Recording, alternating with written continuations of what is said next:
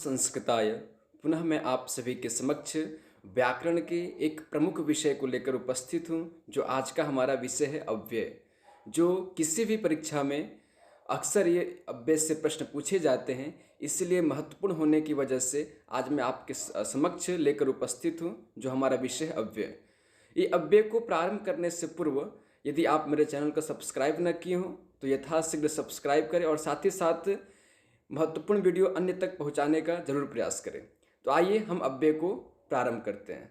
सर्वप्रथम अव्यय यहाँ पर आप देख सकते हैं, इसकी एक परिभाषा है और ये 2 लाइन की परिभाषा है और ये बहुत महत्वपूर्ण परिभाषा है। यदि ये परिभाषा हमको याद है तो अव्यय से बनने वाले चाहे जितने भी प्रश्न क्यों ना हो, हम कभी भी गलत नहीं कर सकते हैं। परिभाषा क्या है? सदृशम त्रिषु लिंगेषु सर्वासु च विभक्तिषु वचनेषु च सर्वेषु यन्न वेति तद अव्ययम।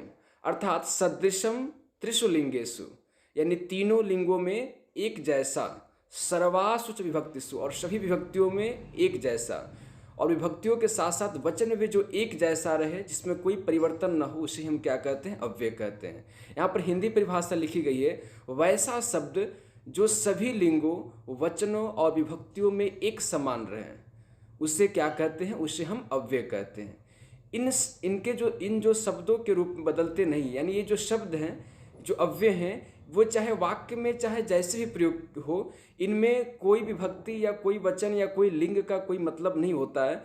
जैसे रहते हैं हूबहू वैसे ही वाक्यों में प्रयोग भी किए जाते हैं। तो यहाँ पर हम देख सकते हैं कुछ महत्वपूर्ण जो अव्यय है, और ये अव्यय अक्सर पूछे जाते हैं। जैसे सर्वत्र होता है सभी जगह या सब जगह, किम क्या, कुत्र कहाँ, अद्य आज, यह कल बीता हुआ, स्वः कल आने वाला, परस्वः परसों, और अत्र यहाँ, तत्र वहाँ, यथा जैसे। यथा के 3 रूप होते हैं लेकिन समान रूप से, यथा जैसे, तथा तैसे, एवं ऐसे, कथम कैसे, और इसी तरीके से सदा हमेशा, कदा कब, यदा जब, तदा तब, अधुना अब, अधुनैव अभी, कदापि कभी भी, पुनः पुनः, फिर, च और न, नहीं, ही, वा या, अथवा या, अपि भी, तू लेकिन, शीघ्रम जल्दी, शनैः धीरे धीरे, धिक् धिक्कार, प्रति और, विना के स्थान पे विना, सह साथ, कुतः कहाँ से, नमः नमः शब्द भी अव्यय शब्द है, स्वस्ति कल्याण, रीते विना, इतः यहाँ से, कुतः कहाँ, क्व कहाँ, यतः क्योंकि, मुहुः पुनः, मृषा जूठा, सुष्ठुः ठीक, और प्रायशः यानी प्रायः। इस तरीके से हम लोगों ने महत्वपूर्ण अव्यय को देखा।